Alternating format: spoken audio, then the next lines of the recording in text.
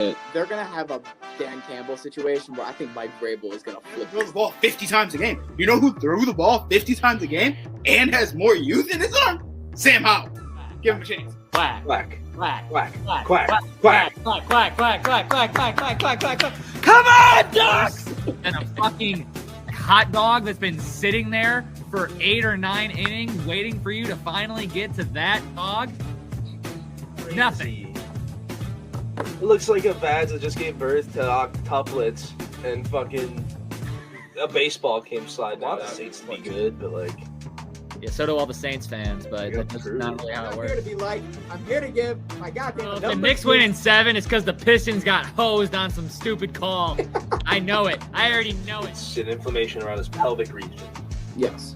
So is he's done having sex the rest of his life too then. They got it. I hate to say it, but Andres Gallo's Kidding me? The camera That's his idea, 100%. That's his idea. Those other two guys are looking at him like, look at this fucking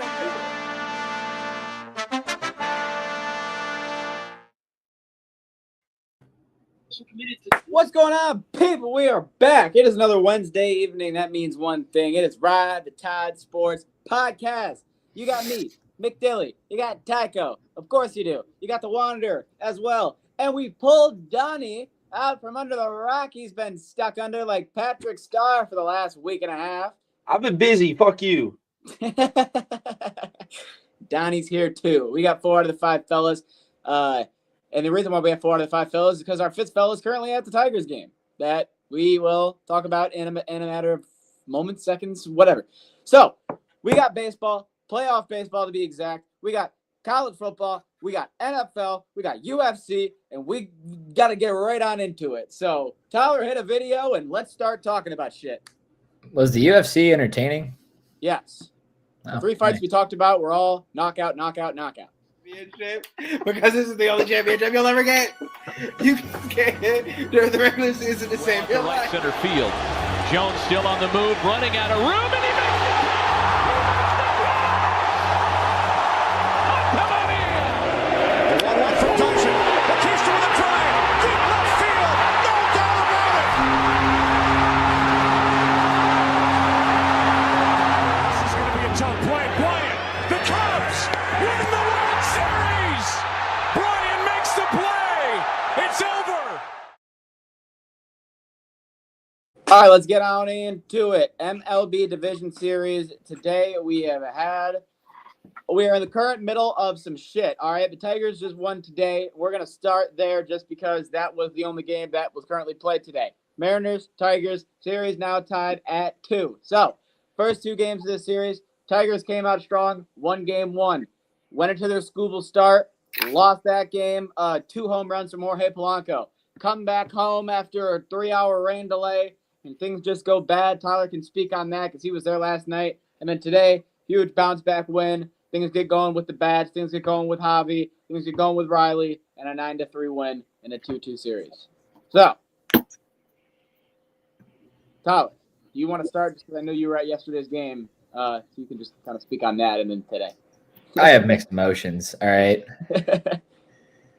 Sitting one section to my right and about 15 rows behind me was a gang of Mariners fans that had the time of their life last night after a 3-hour rain delay. And last night fucking sucked. So, I'm personally glad that today happened because I hope that they were there again and had fun for like 25 minutes. And then the Tigers said, oh, wait, hold on. We're going to hit the ball today. And absolutely turned it on. Now, my only gripe is can you do this for more than one game per series?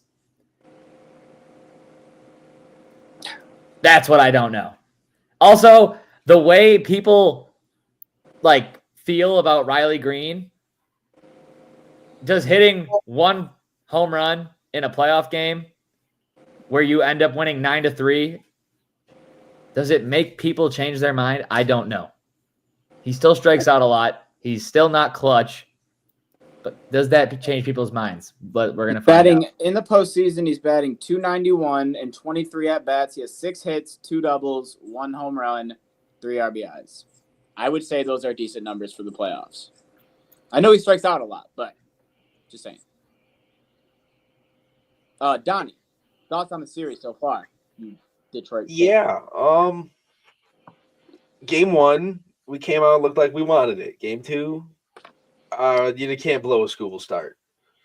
Yesterday, I don't know what happened. I watched up until the 5th inning, and then I turned it off. I was like, well, maybe they'll do better if I stop watching.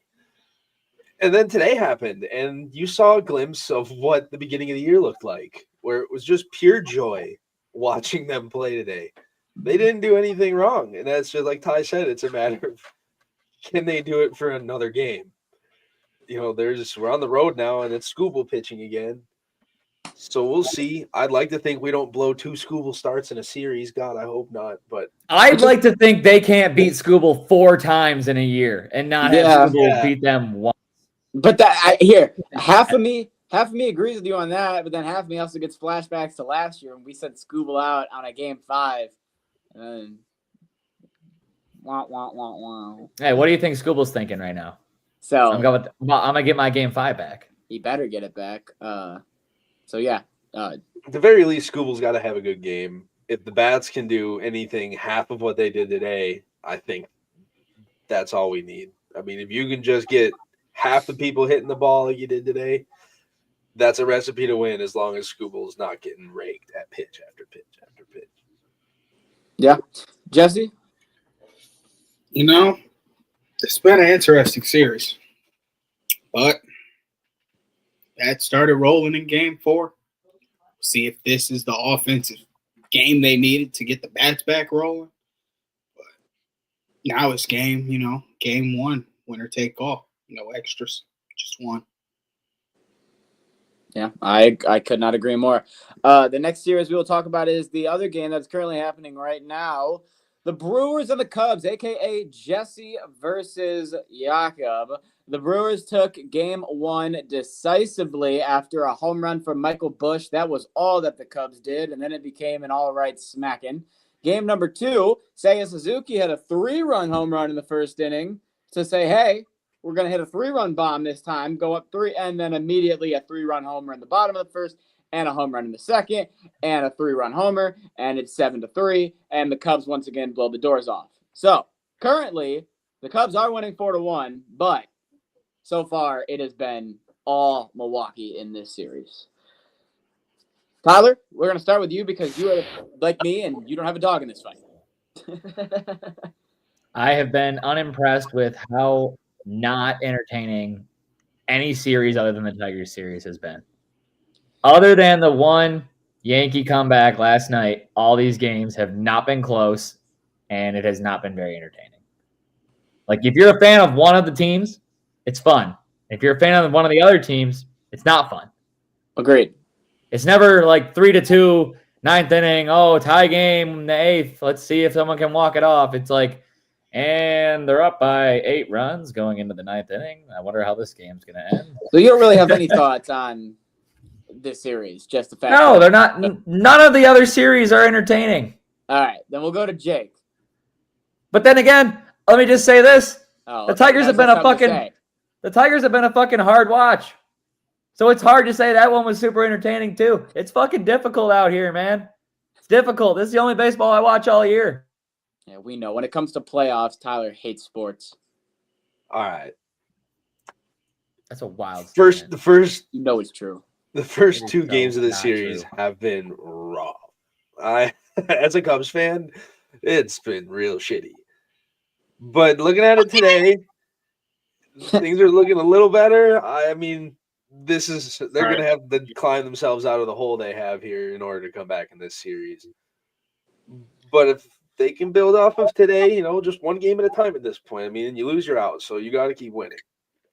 So They gotta keep building. It is like the 3rd inning or some shit. yeah, it's early in this game Plenty of too. time. So yeah, like Dylan said, I mean, eventually the doors just come off with this team, and so far it hasn't happened yet. Here's the hope, and they can keep the hinges secured today.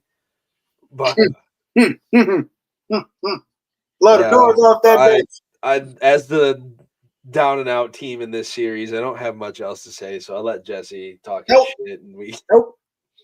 Man, I'd be pretty pressed if we blew this 2-0 lead, so I'm going to talk my shit. Cubs just can't hit like the fucking Brewers can. It's Big B's. Got the pitching. Cubs are gonna Cub. They're only kids. I feel like the They Cubs grow and up in the Tigers. Bears, they're not gonna be shit again. Yeah. But the Cubs and Tigers had a really similar year this year where they started off really hot on both sides and then just fizzled. Yeah, but the Cubs have real hitters for real, for real. The Brewers just have the better pitching.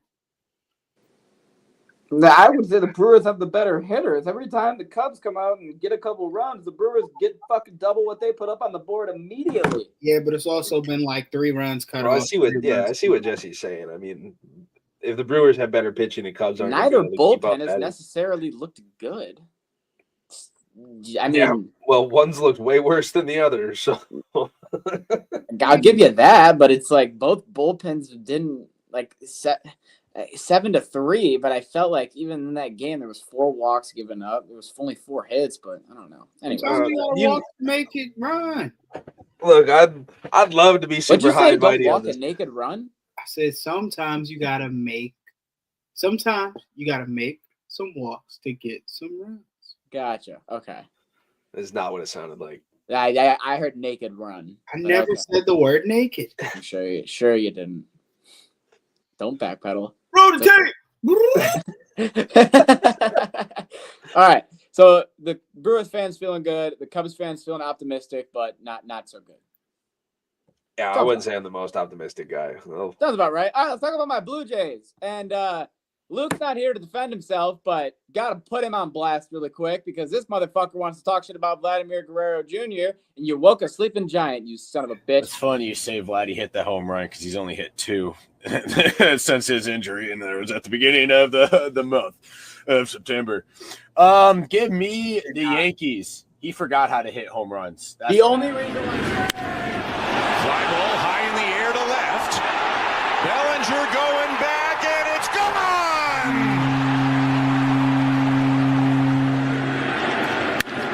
Deep left field. It is a grand slam for Vladimir Guerrero Jr.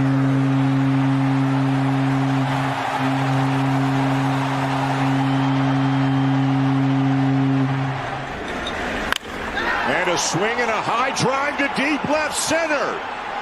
He's hit it out.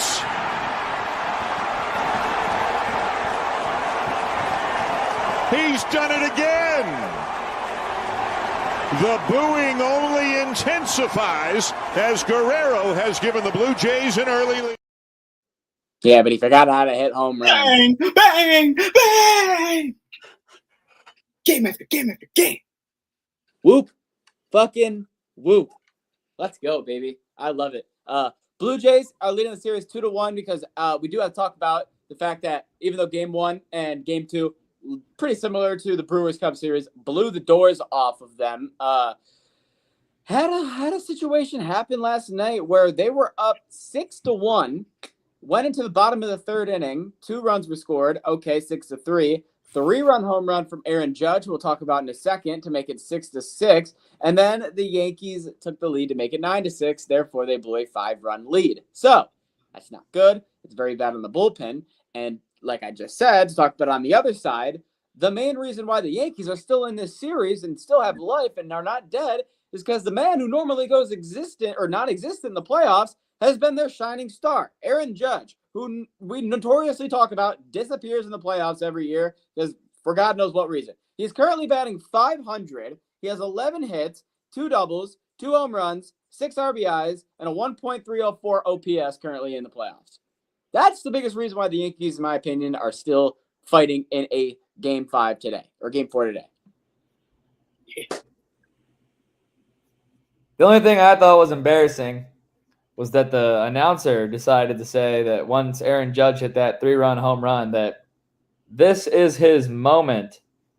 Buddy, if that's your only playoff moment, the Yankees aren't winning. So Bro, when hopefully he hit that's the not ball, his moment. When he hit the ball as it was traveling, they were like, please, please. They were begging for Aaron Judge to have and when they say that's his moment, they just want him to have a playoff moment. Something that you can play back in 5 years and go, do you remember Aaron Judge's 3-run home run in the ALDS, blah, blah, blah. They wanted something like that, a big moment for Judge. And it was very apparent. We got based off one. the fact they were praying for the ball to get out the second it hit the bat. Jake? Yeah, I was really hoping and praying that Toronto would just close this out yesterday. My hate for the Yankees is at an all-time high. I can't stand them. Never liked them. I take that back. I did when they had Jeter, but Bitch. But yeah, I mean, the Blue Jays have looked great. Aaron Judge on the other, I mean, like we said, he disappears every playoff. Yeah, he had one good game yesterday. Are you crazy, bro? One good game equals 11 hits out of 22 at bats and a 500. I was gonna say, have you been watching the playoffs? He went 3 for 3 No, game one. He went Go ahead. 3 for 3 game one with a walk. He went 2 for 4 game 2, and then last night he went 4 for 4. 3 for 4. Okay, 3 for 4. sorry. So they're one shining light in these playoffs. My apologies. Let me rephrase that. Yes. Yeah, Game. the Yankees are going to need a lot more help than just Aaron Judge, though. And I agree. Toronto has been a red hot team since the All-Star break. And I wouldn't be surprised if you see Toronto make the World Series this year. So Yeah. maybe Yankees get help. I hope not, but go Toronto. I hope they just finish it off today, and it's just not a problem anymore. And we know Canadian teams can't win Cubs, but no one has said anything about a World Series. Yeah. Someone can dream. And that someone is me. Jesse, any thoughts before we move on to the last series? Hey, I ain't never think the Yankees was going to get here. I thought they might lose in that first round. But I don't think it's going 5. All right. Dodgers, Phillies. Dodgers take a 2-0 series lead. We got game number 3 tonight. Out of all the series Tyler's talked about, none of them really been that good. None of them been that close. This is the only one that can actually put up an argument to that. Phillies got up to a 3-0 lead. Took till the 6th inning, game 1 for the Dodgers to start hitting again. Took that game 5-3. Game number 2, also 0-0 until the 7th inning, super close game, and then 4 runs in the 7th by the Dodgers, 2 runs in the 9th to make it 4-3 by the Phillies. And the Dodgers won both games very close in Philly, and now they come home. So the fact that they took out the 2 close games now gives me a bad feeling that game 3 they might just rip that bitch open. Well, if I've learned anything about the MLB playoffs, the first 2 games are good pitching matchups. Mm-hmm. And then game number 3 happens, and it's pretty much fair game to smack the shit out of one team's pitcher. Maybe both, but usually at least one. The problem is the Dodgers have like 9 aces. So On a, I'm sorry, you have something you want to say? Go ahead. Go ahead. I'm sorry. I want to hear what you were saying. Oh, I said, but the problem is the Dodgers have like 9 aces. So whoever they send out is probably still going to be. Yeah, they're sending Yamamoto out tonight. So that's the thing about the Dodgers is whoever they send out, they still got another ace up their sleeve, which is not fair. This is actually an interesting game 3 that you don't usually see. We have Nola against Yamamoto. Yeah, but Nola's 5-10 with a 6.01 ERA this year. This isn't the Aaron And Nola. that's my point. This is a 32-year-old Aaron Nola that is not the same Aaron Nola. So that's why I think the Dodgers could honestly score 4 or 5 runs and they're okay. I just can't believe the Phillies. All aren't signs starting- point to a sweep. Yeah. I just can't believe the Phillies aren't starting Ranger Suarez. I mean, the guy's got the best MLB ERA in playoff history, and you're not going to start him once. He was one of your best starting pitchers in the regular season, and yet you're just going to maybe throw him out. They're gonna have throw him out in a bullpen scenario. That's exactly what I think they're gonna do. They're gonna have him come out of the bullpen.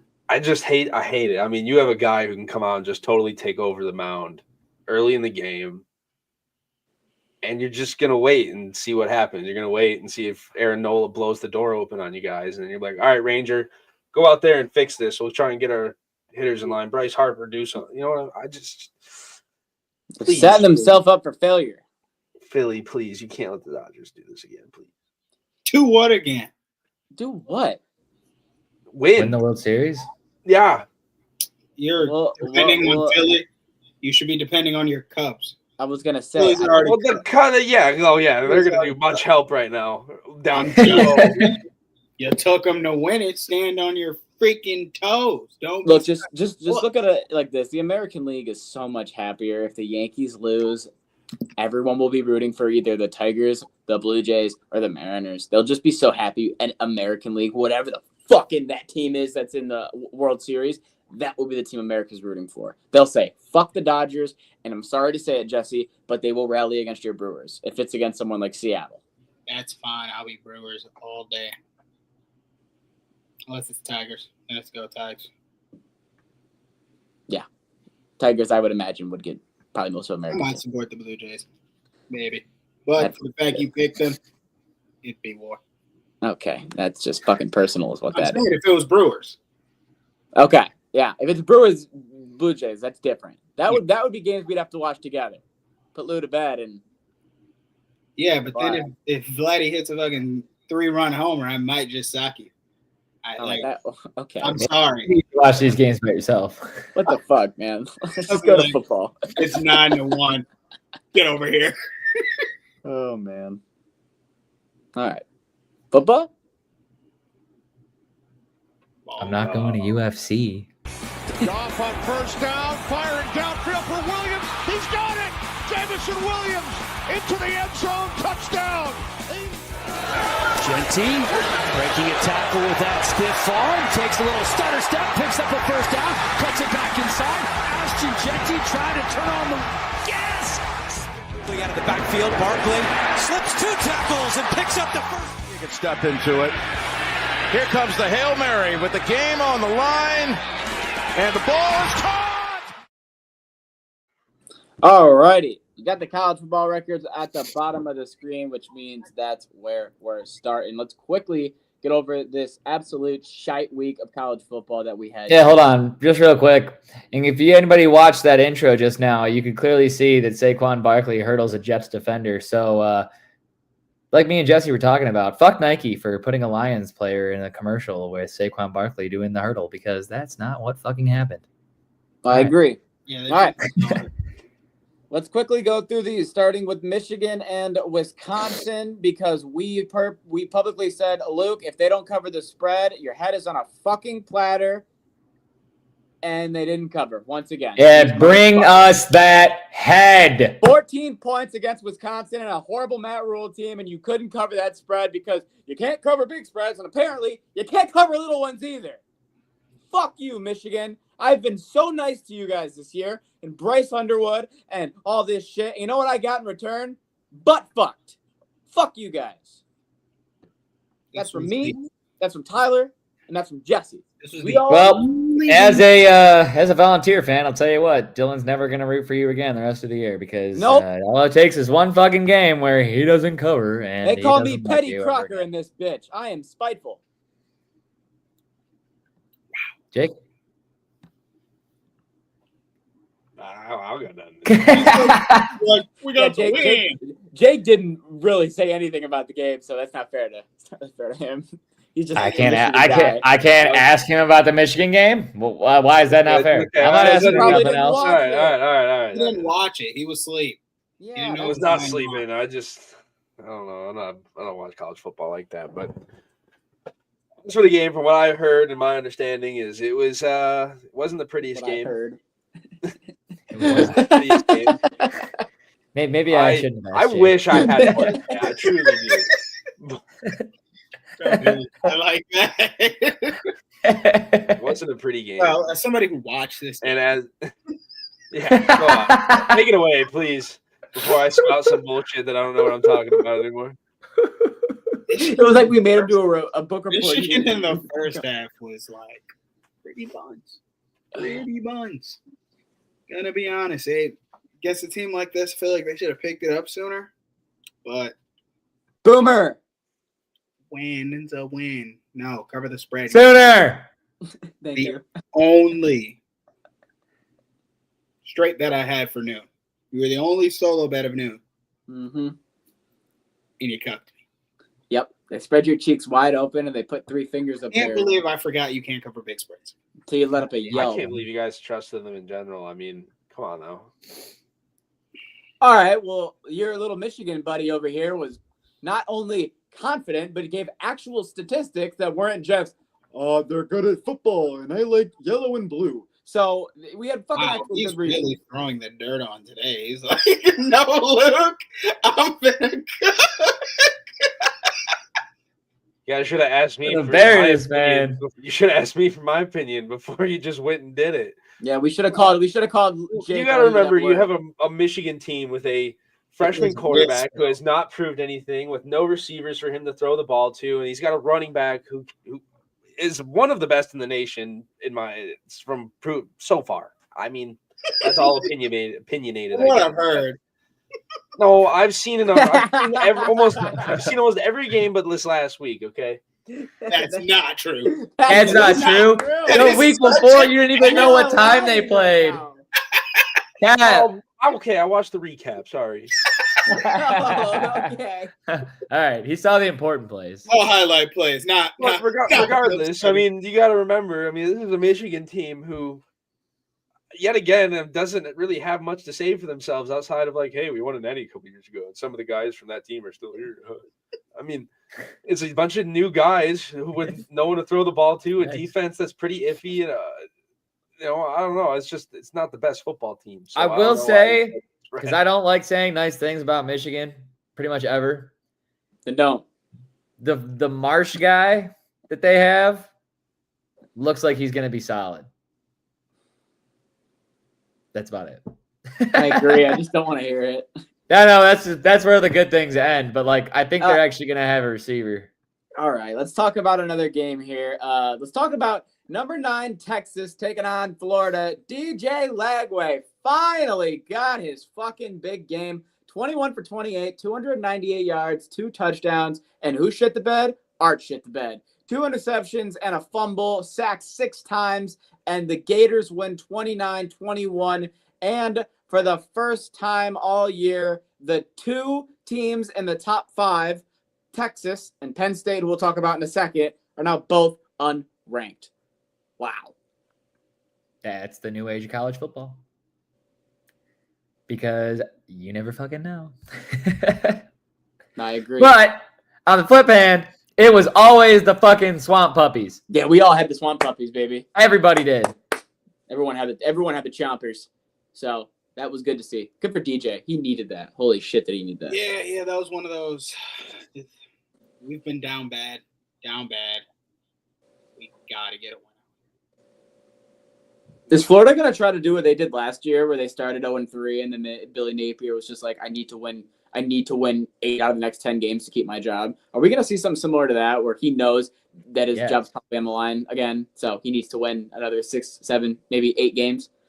Zach He'd Taylor, be lying if he told you that his job was not on the line every week for the rest of the Right? year. Yeah, that's be the lying problem if he when told you you're. that. That's the problem when you are one of the lower teams in the SEC, but still have high expectations like the other teams. That makes sense. Well, yeah, because going into the year, they were not supposed to be a lower team in That's the what I'm saying. SEC. It's a really tough spot to be in. They ended up being there after 4 weeks, but they weren't supposed to be. That's why I've never gotten on here and shat on him last year or this year, because I always felt like he was in a very tough spot. Yeah. Anyways, I feel like might as well talk about them because I just brought him up. The other team, like I just said, that is now unranked. Penn State. This one's interesting because who did they lose to? A top 10 team? Top 20 team? Top 25 team? Okay, no, but maybe a team that's got a couple wins? 2 wins? 1 win? No, they lost to 0-4 UCLA, who just got a brand new head coach who looks like he's younger than everybody on this podcast, including me.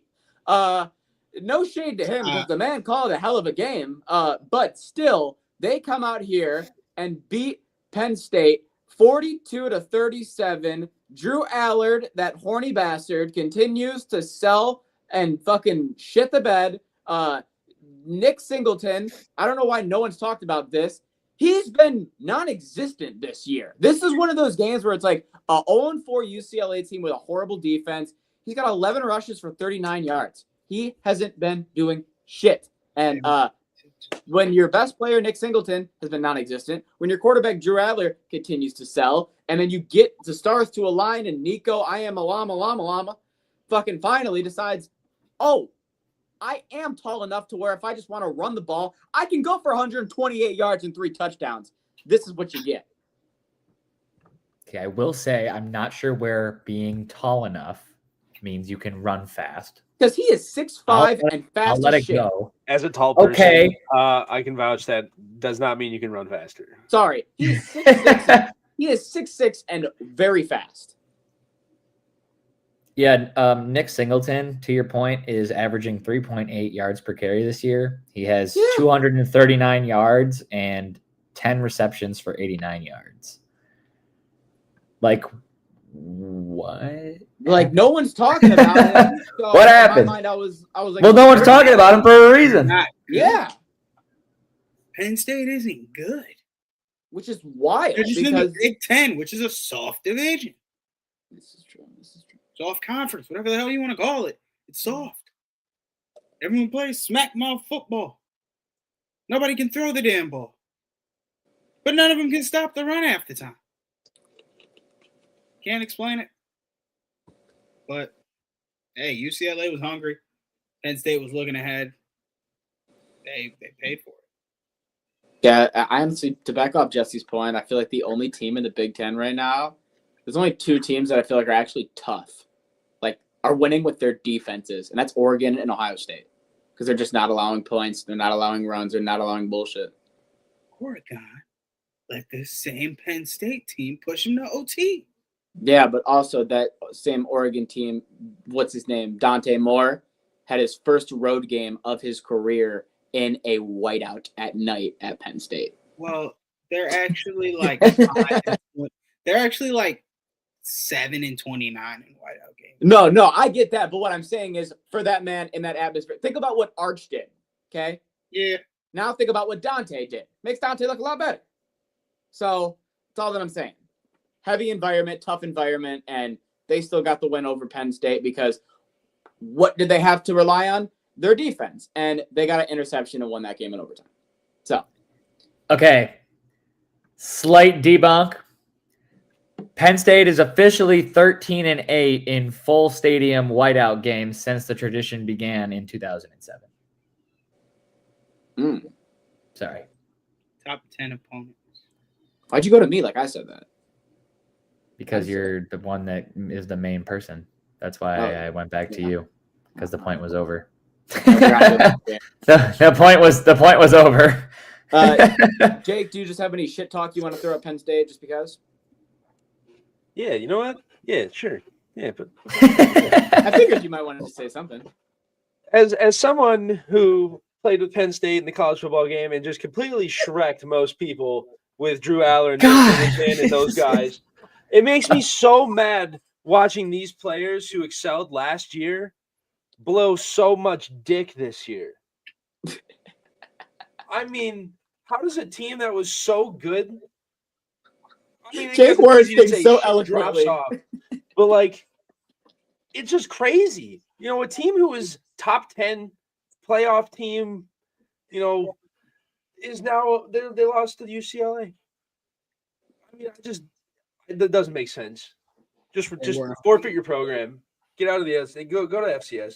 Fire James Franklin. My I mean, God. if his head isn't on the platter at this point, what more do you need to see? I mean, wait for him to go lose by 40 to Ohio State in a couple of weeks. Well, what are we waiting for? I don't know. I don't know. Next game.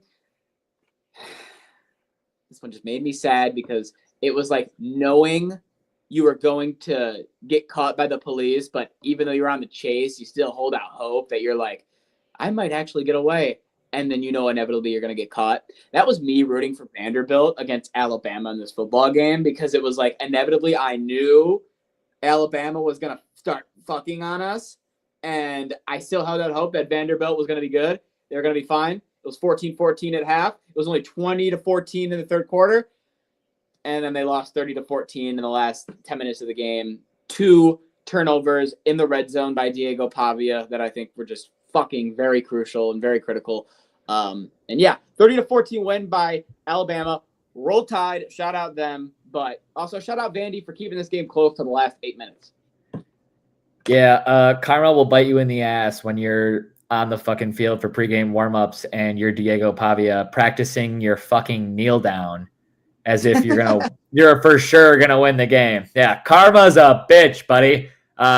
Maybe work more on focusing up for the game instead of practicing taking a knee and throwing the ball up in the air. Yeah, Tyler. Roll Tide. Really quick before you go, I just want to say, because we talked about last week, best game of the career for Ty Simpson, and then he built off that game and had 23 of 30 passing, 340 yards, 2 touchdowns, and then Jam Miller had 136 rushing yards and a touchdown. So this guy's the offense is fucking clicking. Yes, I agree. He's continuing to get better. I had Vandy cover, and you just had to be a child. You just had to bury him. You couldn't leave it alone at the end of the game. Called the timeout, knowing you can nail it out. Knowing you didn't even have to kneel. Said, I'm putting it in the end zone. Throw that bitch, Simpson. That was a message to Vanderbilt fans from him. That was him saying, you want to throw your goalpost in the fucking river? That's our figurative goalpost in the river, bitch. 30-14. Fuck your spread, Vanderbilt fans. All you Vanderbilt fucking college kids that had that spread, that threw that goalpost in the river last year, fuck you. You're not covering. That's what that was. And I respect it. Yeah, but that was from the head coach. I'm just saying, as someone who had Vanderbilt, I was sitting over here like, oh damn, that was at me. That was Jesse. That was for us. That was him telling us to go fuck ourselves. That's what it felt like. Yeah, kind of. Yeah, I didn't like it. Anyways, Texas A&M won 31-9 over Mississippi State. We didn't talk about that game, but shout out Texas A&M. They're 5-0 for the first time in 20 years. So, yeah, whoop, whoop. They look good. And then last game we have to talk about is number 3 Miami and number 18 Florida State. Miami and Carson Beck continue to prove they are national championship contenders.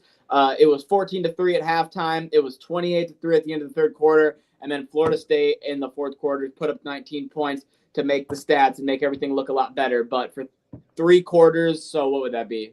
Yeah, 45 minutes of this football game, it was all Miami. I'll just say this game looked how I thought it was going to look based on what I think of Miami. Yep.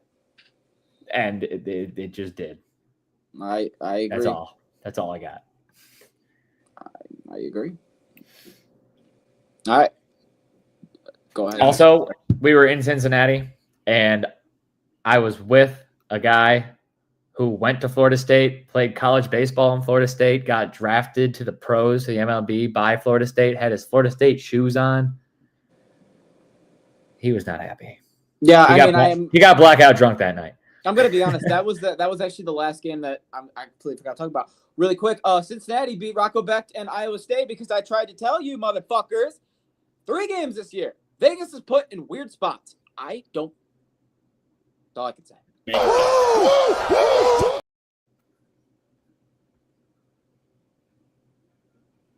That wasn't me. So NFL now? That was me. NFL. I let you have your half a second moment. I was like, okay, I'm done. I'm done now. Appreciate it. All right, I know. We'll roll this, then we'll get an NFL.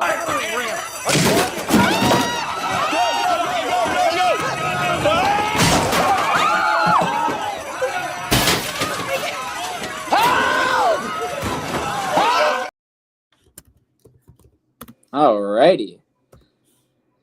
Kicking it off like we always do in the NFL, starting with Thursday night football. We had an overtime game here on Thursday night between the, once again, half-filled 49ers because half the squad was hurt, and Mac Jones going up against Matthew Stafford and the Rams. Both quarterbacks threw for 300 yards and more than 2 touchdown passes. Both teams rushed for more than 70 yards, and both defenses looked solid, but it was a game-winning field goal and then a game-winning stop by the 49ers for the win.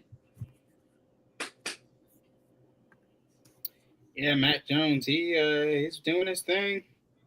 Mac Jones. And honestly, Rams sold. Rams did sell. Rams should have had this. Depleted 49ers roster. Your division to lose right now. Your fault. Tyler, what the hell? The Rams still your team? Still Yeah. a team. He's supposed Damn it.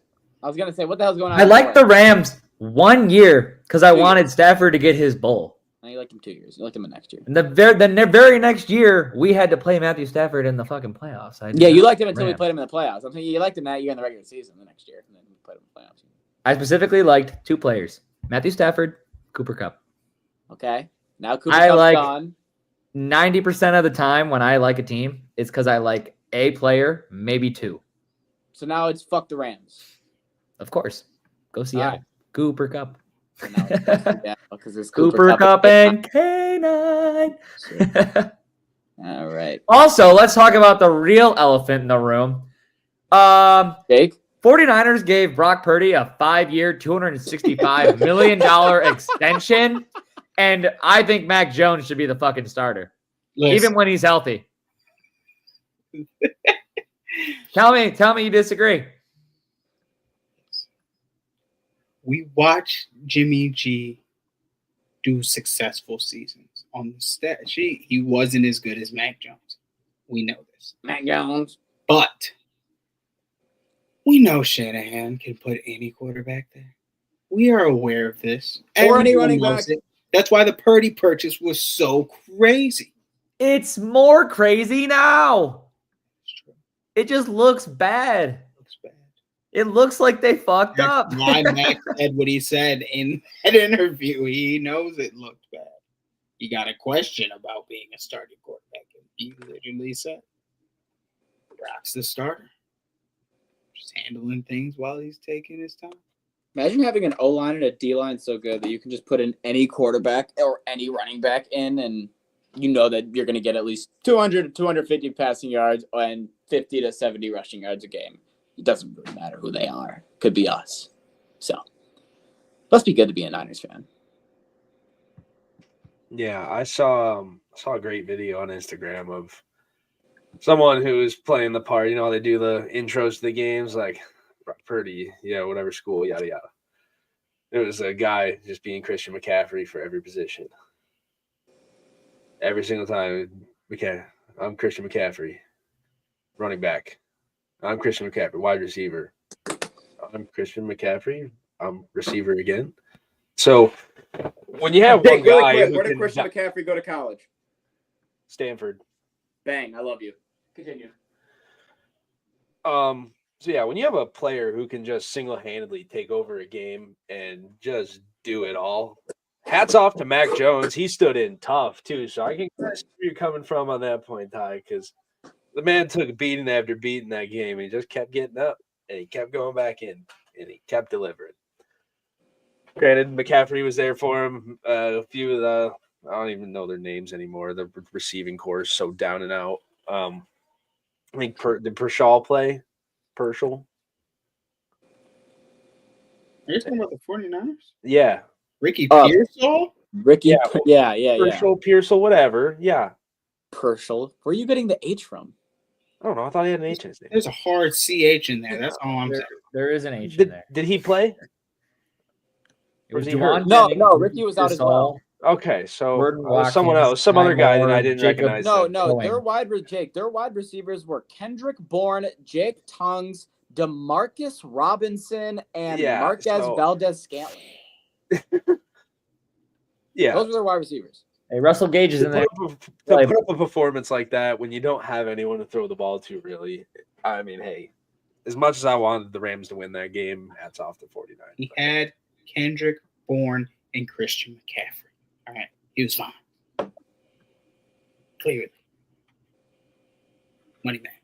Well, yeah, when you're a backup, you just practice with a backup. So Hey, except Dylan. you have McCaffrey Dylan. instead of No, that. Kendrick Bourne's been his guy. Next game. They were They were still going. I was just going to let them. I know. I was trying to let you. Oh, gotcha. Enough! Give me a jabble. All right. We don't need you to have a javel. We just need you to move on. Minnesota, Cleveland. Let's talk about another shitty London game. But I told you, Tyler, when you get an over-under at 35.5 points, Then you take the over.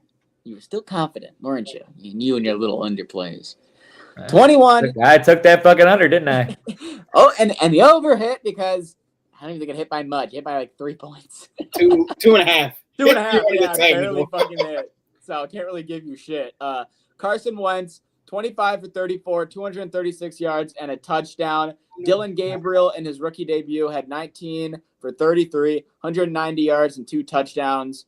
Quinshon Judkins was the best performer on either side with 110 rushing yards total, and Minnesota won the football game. Also, first game this year, Justin Jefferson had over 120 receiving yards. Yeah. Don't know why that's in my notes, but I put it in there.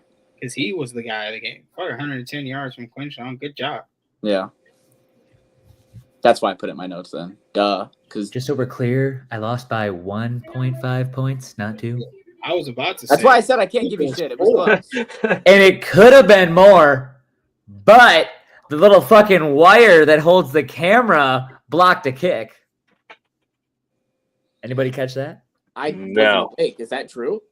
Yeah. You know the Watch fucking that. sky, Yeah. the sky cam Yeah. blocked a kick. And they didn't do anything about that? No. Because in the NFL, the Hold only on. reason why I say that is because in the NFL, when you have a punt that hits the scoreboard, they redo it. Like that punt didn't never happen. So I would just imagine that if That's crazy because a I piece watched of that whole equipment game. blocked a Never kick, caught that. they would just redo the field goal. That's why I'm shocked. All right, hold on. This is gonna be real tough because I don't have That's it loaded fucked in. up. Was that? I don't have it loaded in for the podcast, so you're gonna Wait, have to wait. go off my phone. I guess that doesn't What matter the fuck you because- mean? Wait, just let me show you. Guess that really wouldn't change the game anyway because they'd still lose by 1.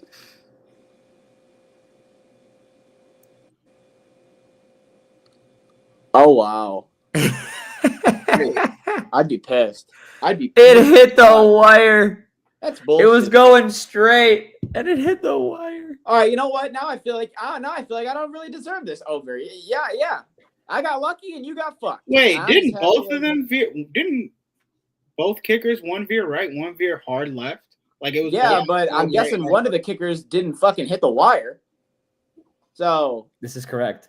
yeah, Okay. I thought it might have hit it. you can't really shit on him for that. He just fucked it. This guy got fucked. Anyways, Coulda shitty covered. game. No one really cares. We already spent too much time talking about it. Next game, Houston, Baltimore, 44-10. Put your wiener on their face and let it sit there, said the Houston Texans. 23 for 27. CJ Stroud with 244 yards and 4 touchdowns. We've talked about how bad this Baltimore defense has been, but good Lord, against the worst offense in the league, guess how many sacks they had? 1 sack. 44 points, 4 touchdowns, 300 total yards allowed. And you know what's crazy about this 1-4 Baltimore Ravens team, Tyler, Jake, Jesse? They're still the division favorites right now if you bet on them. Anyway, That's actually wild. Yeah, I wouldn't recommend doing that though. yeah. Yeah, it's Anyway, so lowly they think of Pittsburgh right now. yeah, someone else go. Jesse, thoughts on the game? Yeah, Ravens are ass. Defense can't do anything. Cooper Rush. What was he gonna do? You gotta do nothing. What was That's he what gonna he do? did. You know, we haven't really talked about the fact that the only thing that has honestly got the Texans 2-3 is they have a good defense still. No, they're They- a great defense. They have allowed less than 20 points in their last 3 games. I mean, They have a have great- defense. yeah, Not they have much, great. but great. Yes, I agree. Jake? Yeah, Baltimore just looks awful. I mean, for a team that everyone thought was going to be a top-notch favorite Super Bowl contender type team, they've been quite the opposite. Cooper Rush looks terrible behind center of that team. I mean, I thought he was bad in Dallas. He's bad in Baltimore. I mean, bad. Derrick Henry has been like non-existent these last Hey, he didn't fumble. Because they play true. from behind. Any game they're playing from behind, Henry's not going to have a true effect on because they can't just play that run the ball game. Yeah, they had 17 total run attempts. Think about it like this. With Lamar, you already have 17 attempts just from him. And now you're in a situation where you have 17 total for the game. So kind of had to change their whole game plan to just throw. And if Houston kind of knew their whole game plan had to be throw, that's where they got 3 interceptions on Cooper Rush. You know? I mean, I would rather have Jake Browning than Cooper Rush. I mean, that performance was terrible. Cooper Rush looks so fucking bad. I'd rather have. I know it's like basically Ignore saying that. I know it's basically like saying would you rather have a dead app or not a dead apple? Jesus Christ! Would you rather have a dead rabbit or a dead hamster? Like it doesn't really matter. They're both dead. But I would take Cooper Rush just for the fact that he can actually run, whereas Jake Browning I don't think can. But they still can't really throw the ball. Scary. But no, can't run. So yeah, that's the only reason why I would take Cooper. But still, it's like Yeah, I'd take Cooper. But aside from Big Mike's calling. Let's see what this is. Hey, I'm in the middle of a podcast, so I'm hoping this is important. Nothing happened today, so I'll call you back.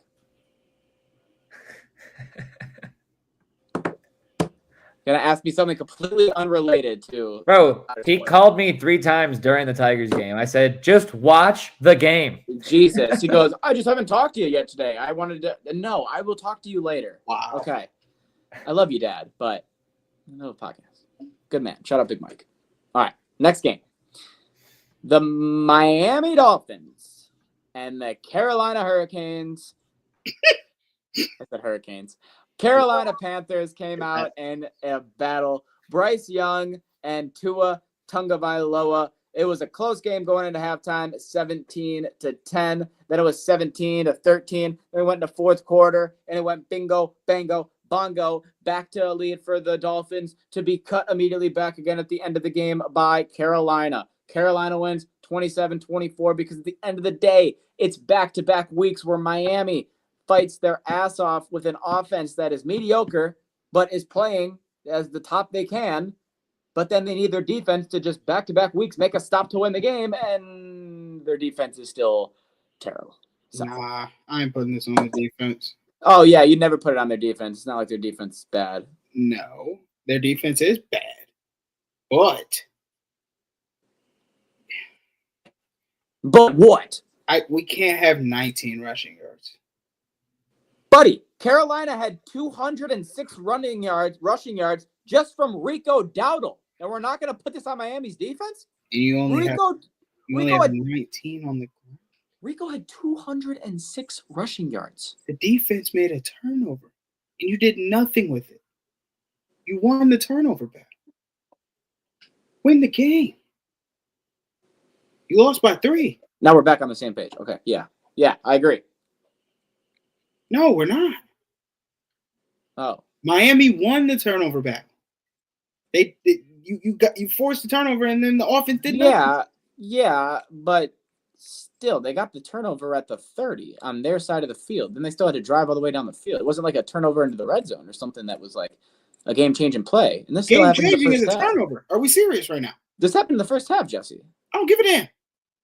More points. Bigger lead. Keep the game. I see what Jesse's saying. When you're get a turnover like that, force the other team off of their possession and get your own, you got to capitalize. It's an extra possession for you. 19 yards on 14 attempts. I agree with Jesse. I agree with Dylan. Their offense is you're bad. Both making valid points. Yes, their offense is bad, and their defense is bad. And when sometimes the defense steps up, the offense is still bad, and sometimes the offense. And there's a combination where there was moments where the defense was shit in the bed and allowing 200 rushing yards. But then when their defense would make good moments, what their offense do with it? Nothing. So like how I said, I think we're technically both right. And that's how they lost this game. You are both right. And it's not like it was like the Houston Lions game from last year, 2 years ago, when the Houston won the turnover battle by 5 and still lost the game. At least it wasn't that bad. Yeah, they won the turnover battle. What was it? 3-2 or 2-1? So it wasn't. I think it was 1-0. So, I mean, you know what I mean? Hey. I'm just They saying. won it. All he said was they won the battle. Right? All right? I'm just saying. But they lost the war. Yeah. All right, really, let's go to the next game. Jake, we'll start with you because I know there's nothing better you love than sucking off Danny Dimes. Indiana Jones and the Colts came out here and put belt to ass on the Raiders. 40-6 was the final score. They scored 20 points in the second, 20 points in the third, and said, we don't have to do anything in the first or the fourth because 40 points is good by us. 6 points allowed. I mean, hey, when your and they held the ball every time they went into the end zone. When your quarterback just has a complete perfect performance like that, he deserves a break in the fourth quarter. Jesus Christ. Does it help? Does it help Donut that the Raiders are bottom of the barrel type shit? Yes. 6 Yes, it does. 6 But points. you can't deny what the Colts are doing this year. They look good. Don't care if it's Daniel Jones. I don't care if it's Anthony Richardson. They look good. Okay, fair. But that makes all the difference, whether or not it's Daniel Jones or Anthony Richardson. It has to be Daniel Jones, I think. You say 100%. I say that a year ago and tell you this, you're going to be like, there's no difference. They're both ass. The biggest difference this year has been the fact that Jonathan Taylor woke up again. He said, oh, shit, if I stay healthy and I'm good at football, we win more games. In the last 2 years, he hasn't been Jonathan Taylor. In this game, he had 3 touchdowns. Game before, 100 rushing yards, 2 touchdowns. Game before, 100 rushing yards. This man has been cooking. Danny Dimes has been doing great. I'm not taking anything away from him. But what I'm saying is, Anthony Richardson didn't have Jonathan Taylor in his back. Now he's back in his bag like how he was his rookie year. And that's a scary thing when the Colts have a solid defense, Jonathan Taylor's back, and a consistent quarterback. I get it. Colts beat the Raiders' ass. It's not much to talk about here. Over was 46 and a fucking half. Yeah. We couldn't hit it. Couldn't hit it. Even though a team dropped 40. Couldn't hit the over. No, you couldn't get that half a the point. over on that game did suck. I'm not gonna lie. Like what? Butt fucked by that. You couldn't get the tud. You couldn't get 3 field goals. Really? Just needed the Raiders to get another field goal. It's fuck a safety would have. I had the Raiders 46 and a half, and I had, bad weekend. Coming back next week. Hey, it's fine. Man. We all have weeks. I want to make it clear that I don't think it was. Yes, Jonathan Taylor got injured, but when he was there, Anthony Richardson loved to just tuck and run or launch it up, and he never did checkdowns. They didn't run the ball as much. It was a lot of coaching error. They didn't know what to do with air. It was mental error too. This guy pretty much quit in the middle of the game last year. Let's not forget about that. It wasn't just coaching. I'm not putting it on JT. JT was trying. That's what got him injured. Now I'm not putting it on JT. I'm saying that the difference between why the Colts are in a better position this year and last year, in my opinion, isn't just quarterback play. That's what I'm saying. I think it's all quarterback. That's fucking insane. Because Daniel Jones. All I have to say about the Colts is here's what I'm a firm believer of in the NFL, because it pretty much holds true in every scenario. Okay. Your running back is only as good as the offensive line. Correct. That's the difference on the Colts this year. Yes. Jonathan Taylor has a fucking offensive line. Yes. Agreed. 2 of their guys that they had for the last 2 years while he wasn't Jonathan Taylor, not true. He was just dying and running for his life. Left. They signed 2 free agents. They traded for another guy. There was 1 starter on the team right now that started last year on the offensive line for the Colts in the position that he's playing. Yeah. That's the difference. Yeah, Jesse, but you want to say it's just the quarterback. That ain't just the quarterback. That's O-line. I can't positively say that Anthony Richardson had solid blocking while he was trying to figure it out last year. Let me say one thing to. He looked like Cam Ward. Yes. You can back up. You can back it up. Bag it up. How different did everyone look at Cincinnati with that shitty O-line with Joe Burrow behind center and then when Jake Browning went to center?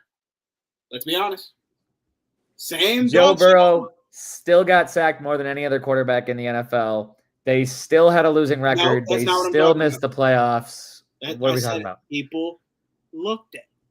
I said, how did people look at it? Actually, no. You took Cincinnati to win the division. Immediate debunk. I have motherfuckers like you on the podcast and on Twitter and all over this motherfucking world talking about some no difference. Jake Browning's going to come in. We'll be fine because he came in and won one game after throwing 3 picks, and people You're are forgetting the point of this fine. conversation. You're No, just spazzing out. Because you're saying that people didn't think there was a big difference. They didn't. They were like, we're still fine, which I thought was blasphemy.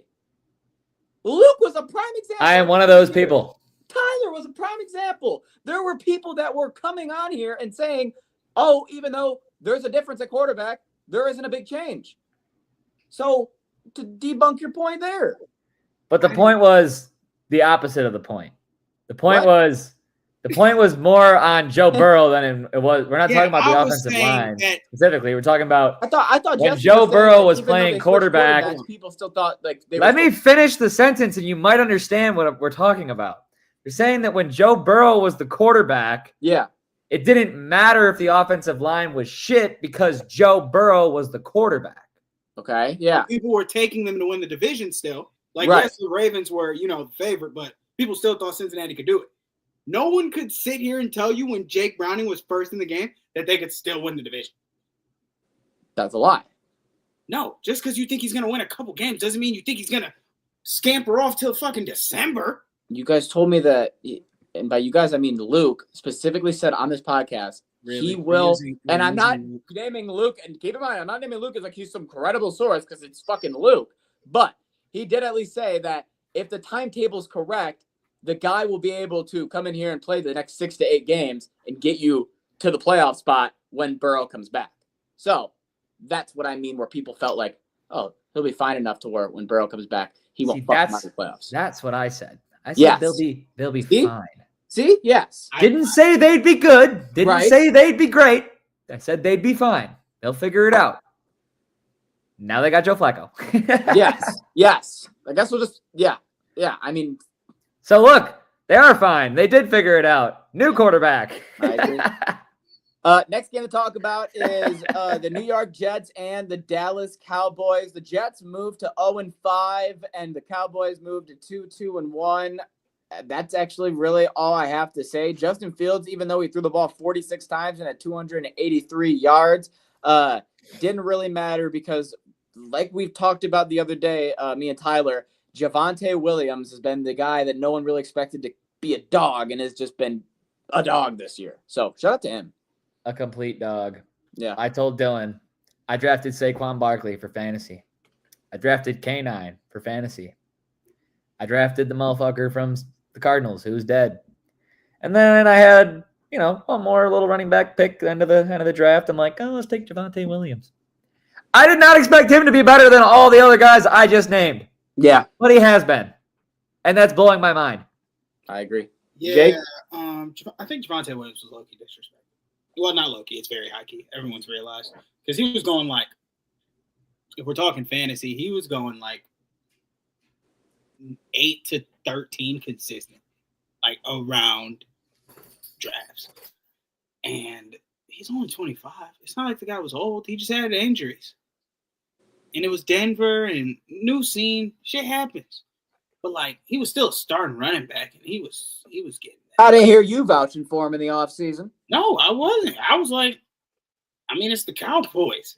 Haven't had a run game in forever. I don't know if he's gonna change it. Yeah. So I had nothing to say. It was just it's still a surprise. I didn't take him. I took Chase Brown. Look at me.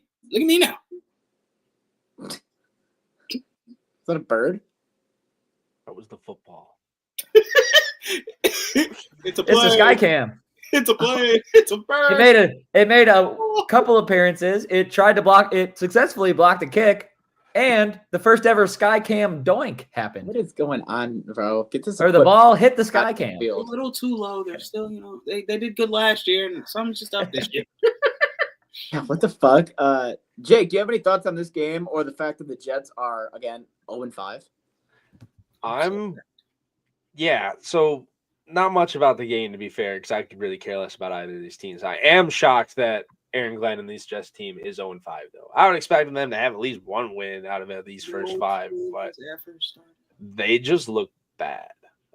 Justin Fields does his best back there. I'm not the biggest hater on him, but he's not the most accurate quarterback, I guess. And the 46 passes you said he had in the last Right. game. I Yeah. mean, I think I've said it before. You can't throw the ball that much and expect to win a game. You can't be so one-dimensional. And if the backfield isn't producing, then Justin Fields needs to use his legs more. He's a mobile quarterback. He can run the football. But I don't know what it's gonna take for them to figure it out. It feels like some things are clicking, and what's important isn't. So Okay. I mean, I couldn't have said that shit better myself. So this shit has me depressed. No, I didn't get a chance to speak. Please let me speak. I'm depressed. I fucking Okay. hate that shit. I just want to say, as a group, we spent way too much time on these 1 o'clock games that were shitty. We fucked up. We got to do better. But go ahead, Jesse. I thought this might be Fields' time to finally show, hey, I can be a starter. I can be that guy. You can't blame just the defense for it. But the Cowboys were putting belt to ass, and they had no choice but to just throw the ball. Agreed. Just Next try. game, super quick. Jesse, honestly, you're probably the only one who really has thoughts on this because you're still a Saints fan. Saints get their first win of the year, 26-14 over the Giants. Celebrate. You guys won a game. Woohoo! Man, You know we what? only won a 5. You know Maybe what? 3. We keep that same energy with you and go into the next game and talk about the Tennessee Titans got their first win of the year Hey. over the Cardinals. I wanted this, but I didn't think it was going to happen like this. Look at us. This was disgusting. This was the biggest choke job in NFL history. These guys had a fucking easy fumble that they fucked up into the end zone and let them roll back for a touchback. And then they had a 70-yard touchdown by DeMercado that his dumbass fumbled, and we also took advantage of. So these undisciplined He threw it. dumbasses, He threw it. He had Adonai these Mitchell. undisciplined the next week. dumbasses helped Cam Ward and the Titans go down the field and win the game. Cam Ward said the team was ass, but Cardinals said we're asser. Shout out Tennessee. This game was fucking hideous. I've never seen a team supposed to lose win so I was shocked we won. disgusting. Thank This you, Arizona. was one of the most foul endings to a game I've ever seen. They didn't want to win, and we just happened to be the team playing the team that didn't want to win. Yeah, it was. I want to lose. No, I want to lose. I want to lose. No, you lose. And they're like, wait, I thought we were passing it back and forth.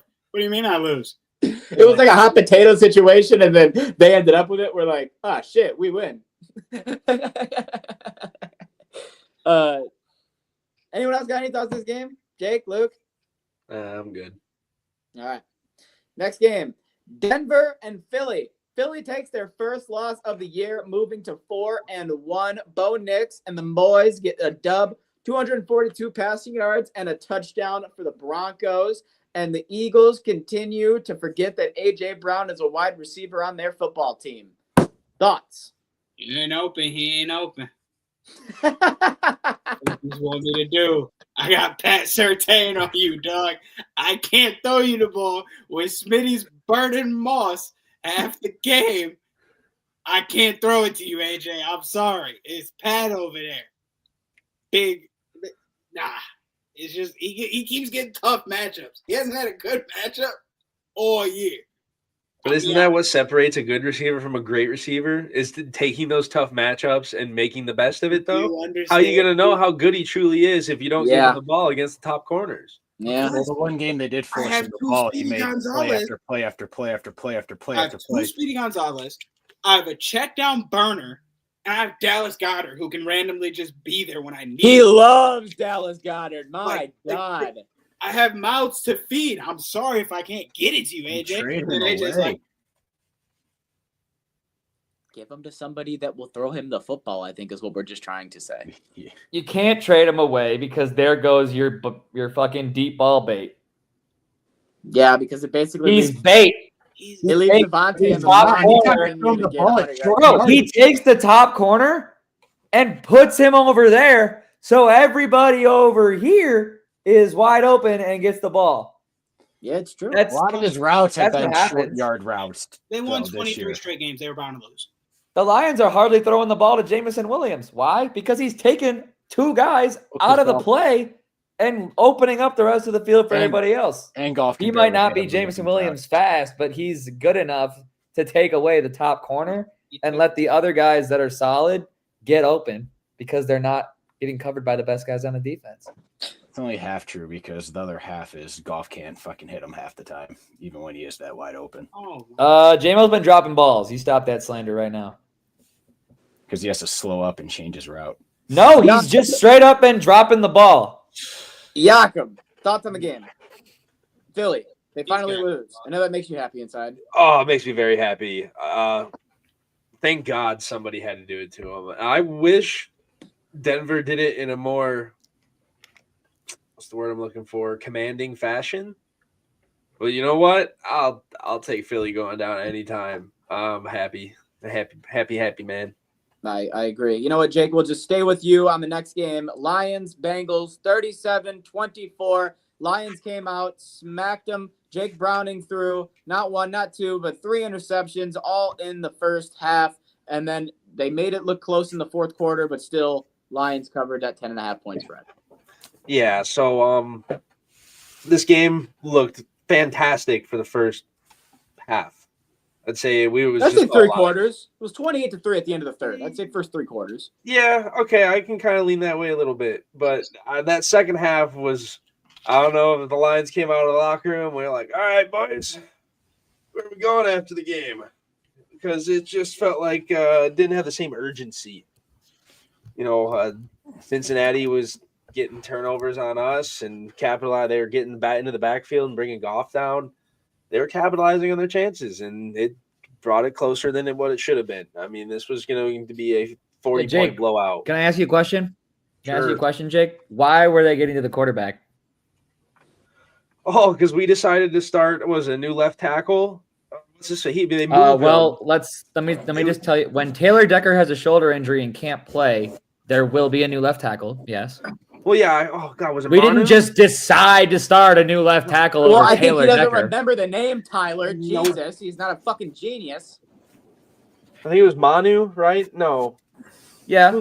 Yeah, it was Manu. Yeah, it was Manu. So when when Taylor Decker's injured, it's gonna have an effect. Well, the next man up type deal. The whole lines look great so far. I just hope that they would have moved somebody, like just keep Penne on Trey Hendrickson for the love of God. Like, we're just gonna move him around the line. Hey, cover him. Like, fuck yeah, dude! Get your big ass in motion. Hey, cover the good guy. I don't want you wherever he is. Tyler, you were at this game. What was your experience, not just as a Lions fan there, but Cincinnati, the stadium, all that in general? Go Cincinnati's Lions, cool. Go ahead. What? Go Lions. Fire Zach Taylor. I don't care. Just fire. I mean, it was like 90% Lions fans, so I mean, it was fun. I mean, it was, according to me, all the Lions fans around me and the Bengals fans that we did talk to because they just wanted to talk because they weren't going to watch the football game. According to all of them, it was never fucking close. They assumed that Jamar Chase would get a touchdown, maybe 2, because first of all, our cornerbacks just keep dying. Everybody just keeps getting hurt. So when you have a fucking second-year nickel corner covering Jamar Chase, okay, yeah, he got beat on a play, and it did not look good. And he probably should have played more prevent on that play because, I mean, they're clearly going deep. But aside from that, like, the game was never really close. No one in the Bengals stadium actually ever thought they were going to win. I mean, did the Lions take off their foot on the gas a little bit? Maybe, but that's only because it was like, all right, who hasn't gotten a touchdown yet? You? Hey, Demo, you want to throw one? All right, you can throw one. Tesla, you need a touchdown? All right, you get a touchdown. Like, I feel like they were just like, all right, we're going to win this game. Let's not try to hurt ourselves here. Let's just have a little bit of fun, do what we got to do. Cincinnati was a madhouse of only Lions fans. Both the day before the game, at the bars, watching the Tigers. It's all Tigers fans. We go out to the fucking bars after the Lions game. I dragged the old man to Tin Roof at 9:00. DJs, there's like 3 of them on the stage. all wearing Lions and Tigers shit. Everybody in there is a Detroit fan. It was South Detroit is what it was. Fuck yeah. All right. We love that. Next game. Tampa Also, that's Bay- why I have like nothing to say on any other games because I really didn't watch a lot of football. Buccaneers taking on the Seattle Seahawks. 4-1.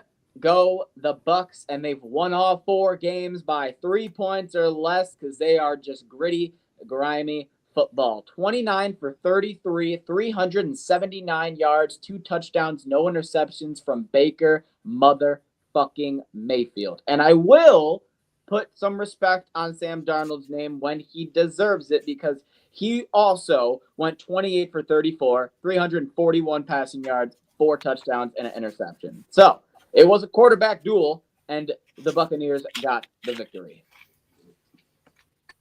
Yep, they won the turnover battle. Yep. There you go. They won that battle. Take advantage of that one because they got a pick. Donnie? Fumble. Yeah. This was probably the most exciting game on Sunday, in my opinion. I did not see any other game where it was just back and forth. You go down the field, touchdown. We go down the field, touchdown. And then it just repeat over and over again. And shocker to the world, Baker Mayfield does it again. Drives down the field in the last couple minutes of the game, puts points up on the board, gets him in field goal position. They kick it, win it.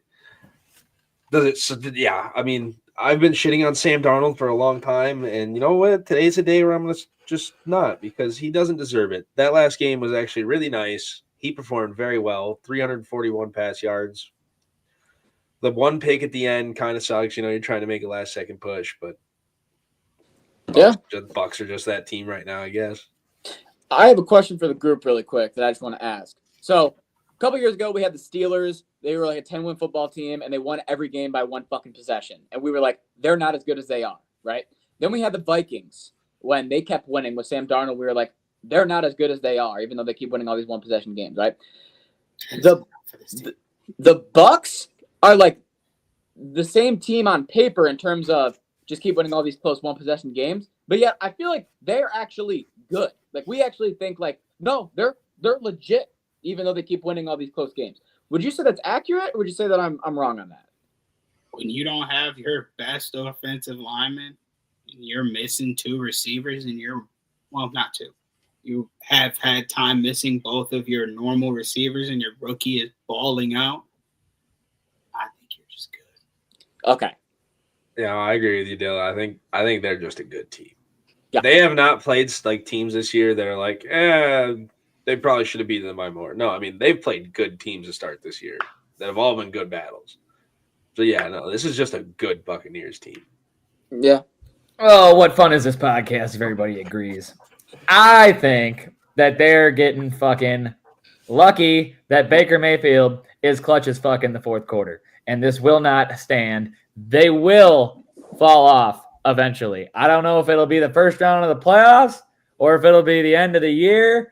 Hey, hold on. Oh, that's like saying that. No, I got them going to the Super Bowl, but they're not winning it. Like, Listen. they're still going to the Super Bowl. Sam Darnold and the Vikings team that was not very good won 14 fucking games and got eliminated in the wild card, and you just used them as the other example. Because you said it could be said it could be the first round or it could be at the end. What's the end, Tyler? I said the end of the season, like the last 3 weeks of the season before that. I think meant the end of the year. I was like, not the fucking Super Bowl. No. I don't think we're going to know how good this team truly is until they're going to play the Lions, but it's early. They'll play the Bills. They'll play the Rams. But other than that, this schedule is a cakewalk. Like Jake said, 49ers next week. Then the Lions, good team. Saints, Patriots, meh. Bills, Rams. Finish, Cardinals, Saints, Falcons, Panthers, Dolphins, Panthers. They're a mid-ass team with an elite fourth quarter quarterback who just goes fucking dog mode anytime it's the fourth quarter. And whether they're losing or they're up, it's always a close game, and most of the time he will etch it out. because he's a dog. So they're last year's Kansas City Chiefs? Question mark? I just don't agree with that. I'm so Mayfield's not confused catching because he the said he was ball. dog Mayfield's shit, not but then he catching called him the a ball. dog. So like, I feel like that was so contradicting. I don't really know where. I did not call Baker. He did not call Baker shit. What are you talking about? Called the rest of the team mid-ass, and then he said they have a dog quarterback. Gotcha. Okay, I agree, 100%. Cubs. That most of the team is mid, besides a couple skilled players. Yeah. Yeah, no, Jesse. What's the score, Jesse? 4-3.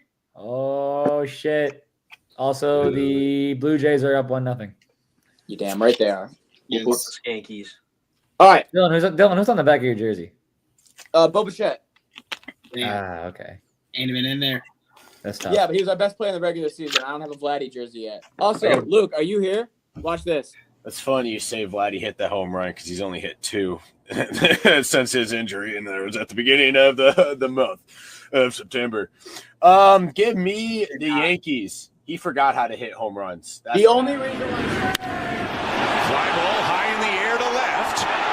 Bellinger going back, and it's gone! Deep left field. It is a grand slam for Vladimir Guerrero Jr.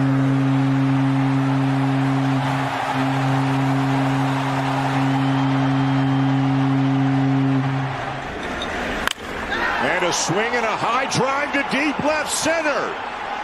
He's hit it out. Right. You weren't here to defend yourself. He's still a bum ass bitch who doesn't know how to hit home runs. Can't change my mind. I just don't understand how you could think that. A home run per game. Right. In the playoffs. Home run per game. In the playoffs. But he can't hit. Make it make Well, sense. I guess congrats on his few home runs in the last 2 months. It's playoffs. I don't care. Then what? Wow.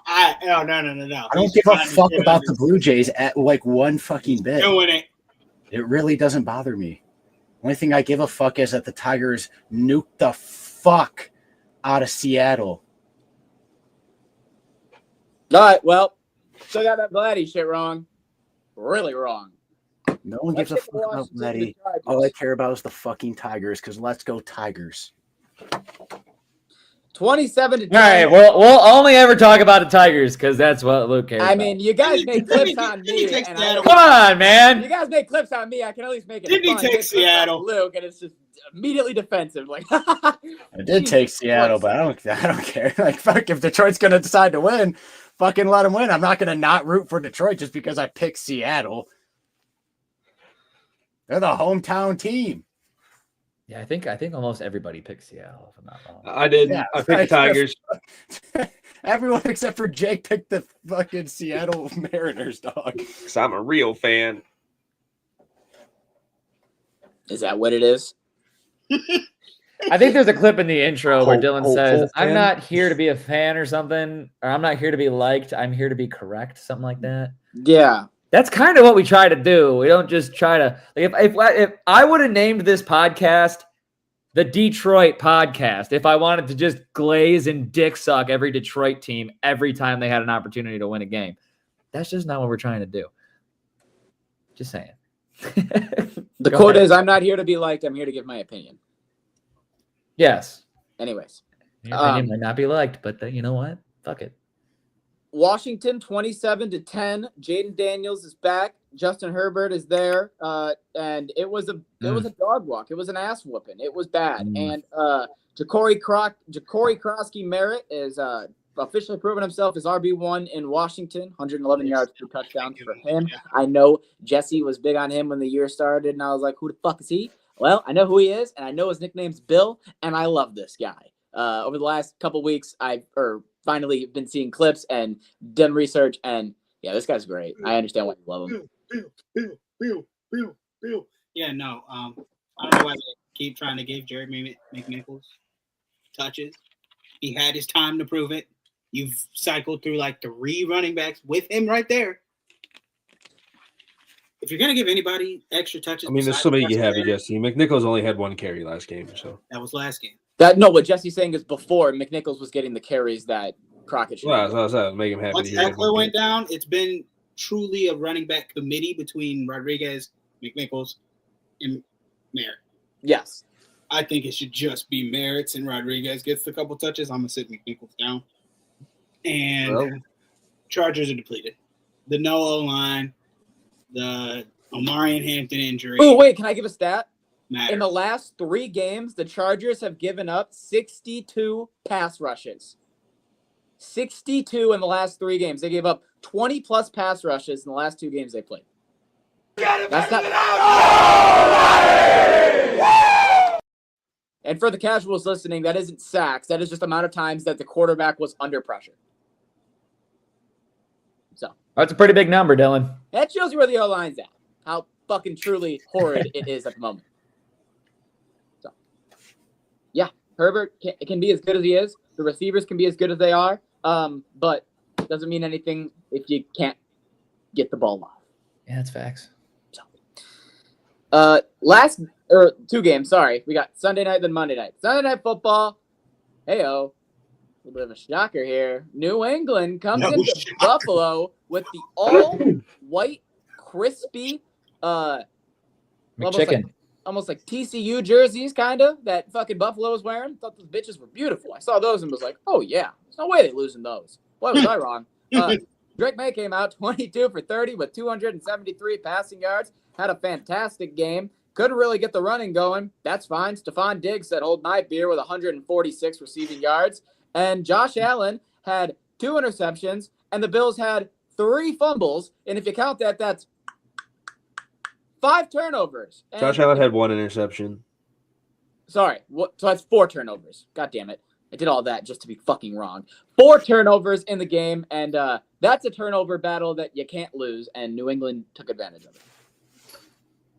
Jesse, I saw you were talking. You seemed excited. Hey,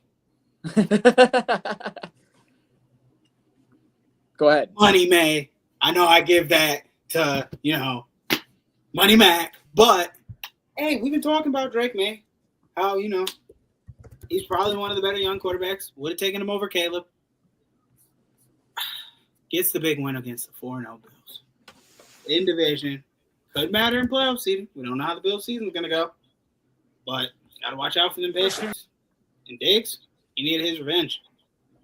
Yeah, Diggs did get his revenge 100%. Best game he's had. Connection's finally there. Because Diggs has been quiet all season. Probably, I think if I've read what I read and it's correct, it's his best game since he had his revenge game against Minnesota on Buffalo.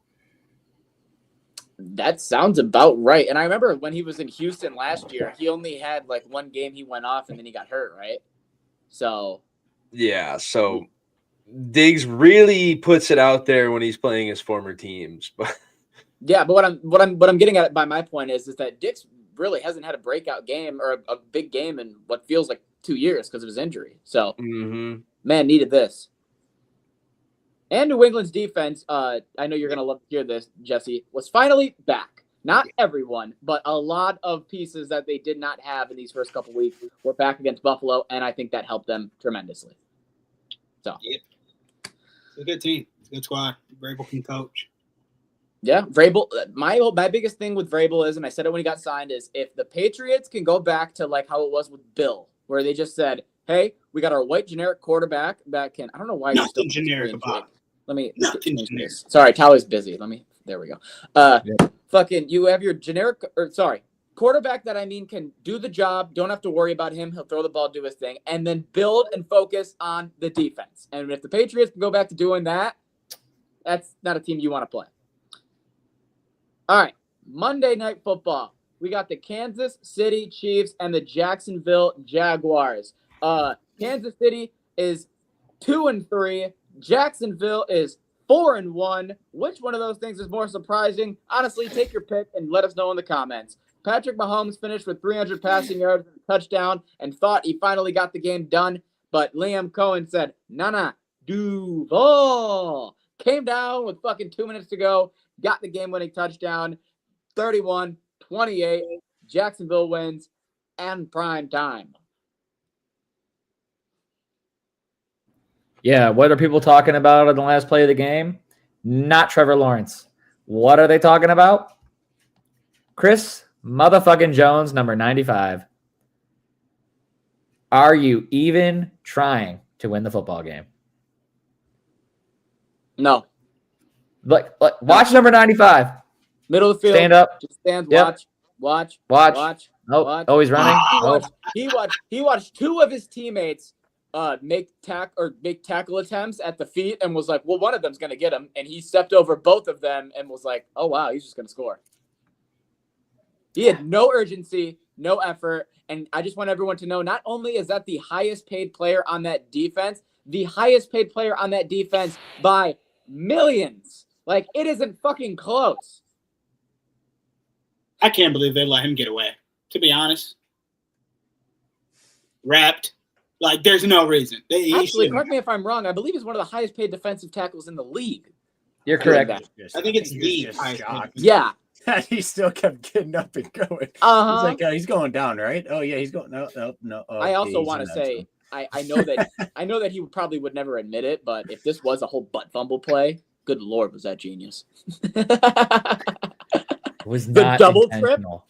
I guarantee you it wasn't intentional.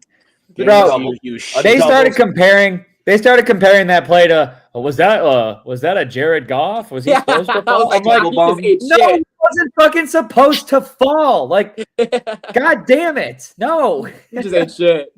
Also, the real thing is that wasn't the only play. It's the only one I can find. But there was another video I saw that had like 4 different plays from that game where Chris Jones was not trying. Also, fun fact, Chris Jones has 4 tackles this year. Jamar Chase has 5. That's crazy. The only other thing I have to say on this game before you guys give your thoughts is Travis Hunter, I think, finally had his best game that a lot of people saw, just because that catch, I will say, was fucking beautiful. That deep ball to Travis Hunter, I don't know how he caught that. That was I thought he was going to break his arm. That was insane. So I do want to give a shout out to Travis Hunter, because last week on this podcast, I was giving him shit, and then he came out here, made me eat my words, and did something crazy. So I thought he was totally going to break his arm. Shout out to Trav. I saw a funny skit where it was obviously, I mean, it wasn't Dan Campbell and fucking Jared Goff, but it was Dan Campbell calling Jared Goff. So, Jared, how long do you think you can get away with laying on the ground and then getting back up and running it for a touchdown? Trying to plan into next game. Well, because at the end of the day, it's like people probably thought the reason why that was like scripted or real is because in the NFL, you have to do anything new that no one's ever seen before, but they don't realize that sometimes you just fuck up and make cool things happen. Here's the thing, like with the whole Jared Goff thing, like last year, whatever, you could, if you watch the replay, okay, you could tell it was playing there. That motherfucker ate shit. And then he started panicking, started shitting his pants. Like, even if the Jags came out after the game and tried to tell us, no, that was planned, I think everyone would still be like, bullshit, that was planned. So, yeah. Jake, do you have any thoughts on this game? Yeah, I'll make it short and sweet. This is Trevor Lawrence's show-off year right here. We've said in the beginning, he's got to show out this year or die as a backup quarterback. And as much as it wasn't a pretty win for him, they were down 14-0, brought it back. The pick six put them up 7, and they kept it. You know, that's a good Chiefs team, regardless of the injuries they have or suspensions. So for Jacksonville and Trevor Lawrence to come out and win that game, that's huge for him. So go Jags. All right, I agree. We were going to recap UFC, but we're already at an hour and 33 minutes, and I can't possibly do that to you people. I can't make you stay here for an hour and 45 minutes of your time when there's a baseball game at 8 o'clock. I understand. Well, you go in, you go out. Recap the fucking UFC, you little bitch. All right, then we'll do it really quickly. Let's get it. UFC. I was about to do the done or not, but we don't work for you. We don't work for ESPN, and they don't pay us, so I'm not making a fucking noise. Yeah. Well, you already knocked fucking Roundtree the living fuck out. And yeah, he did. I am going to finally win again, and congrats for him. Finally, you usually don't see that. I told you, he's good in the contender fights. He just fucked up in the title fights. Yeah, and then Marab did Marab things. Had a 5-round fucking decision win over Corey. Everyone saw it coming and all that. Predicted that perfectly, yeah. And then Alex Pereira fucking got his revenge in the first round with a fucking knockout. Minute 20 seconds into there. Potan. And he started just, I like how Herb Dean just let him just emote over him for like fucking 15 seconds. Muhammad looked so confused. He was like, why are you still doing it to me?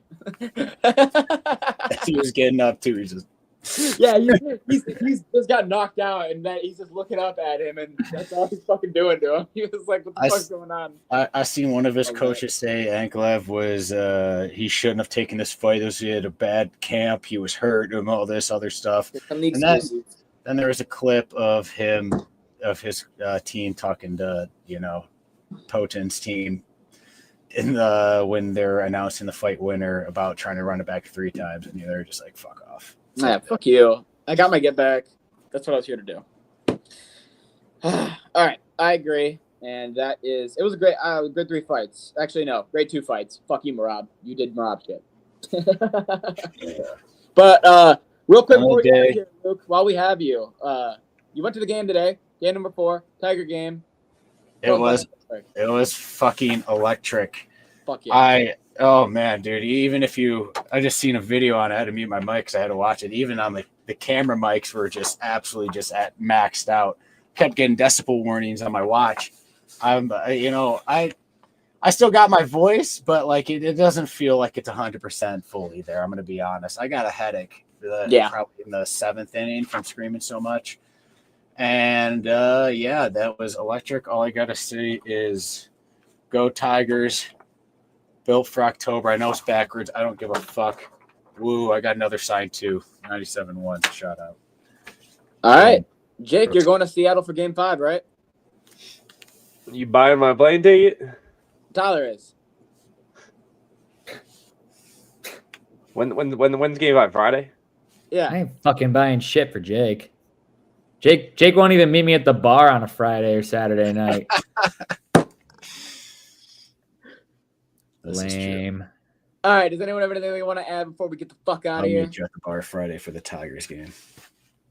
I don't know where the fuck I'll be Friday. Go Tigers. Yeah. Go Tigers. Go Tigers. All right.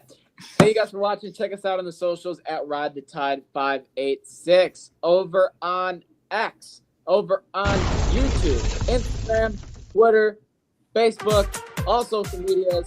Like, subscribe, hit the bell for notifications every time we go live every Saturday and every Wednesday. You shoot the shit with us. We appreciate you. That's Donnie. That's Snoop Luke. That's Taco. I'm McGilly. We're riding the fucking tide. Have a good one. We'll see you next time. Woo!